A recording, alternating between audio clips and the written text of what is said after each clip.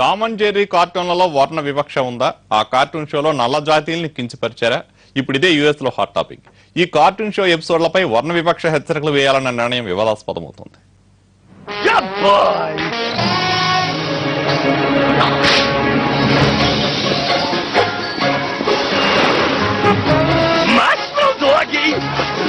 Tom and Jerry show వస్తుందంటే పిల్లలకు పండగే.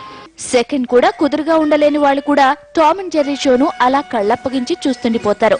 టామ్ ని ఇరికించడానికి జెర్రీ చేసే యత్నాలు, తప్పించుకునే యత్నంలో టామ్ పడే పాటలు కడుపుబ్బా నవ్విస్తాయి.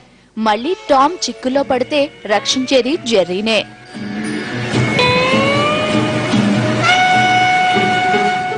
అయితే ఈ కార్టూన్ షో ఇప్పుడో కొత్త వివాదానికి కారణమవుతుంది.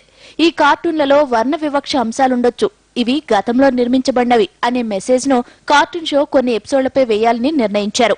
అప్పట్లో అమెరికాలో వర్ణ వివక్ష భారీగా ఉండడంతో దాని ప్రభావం టామ్ అండ్ జెర్రీ కార్టూన్లపై కూడా కనిపించేది. ఇప్పుడు వర్ణ వివక్ష అక్కడ నేరం. అయితే ఎప్పుడో చిత్రీకరించినవి కావడంతో వీటిలో ఆ దృశ్యాలు అలాగే ఉండిపోయాయి. వాటిపై ఇప్పుడు అమెజాన్ ప్రైమ్ ఇన్స్టంట్ వీడియోస్ ఈ వార్నింగ్ మెసేజ్ ను టెలికాస్ట్ చేయనుంది.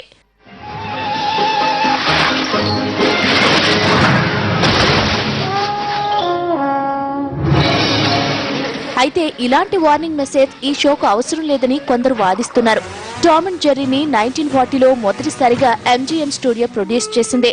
విలియం హెన్నా, జోసెఫ్ బార్బరాలు 1957 వరకు వీటిని డైరెక్ట్ చేశారు. అప్పుడెప్పుడో తీసిన ఈ కార్టూన్ షో ఇప్పటికీ చిన్న పెద్ద అందరికీ వినోదాన్ని పంచుతోంది.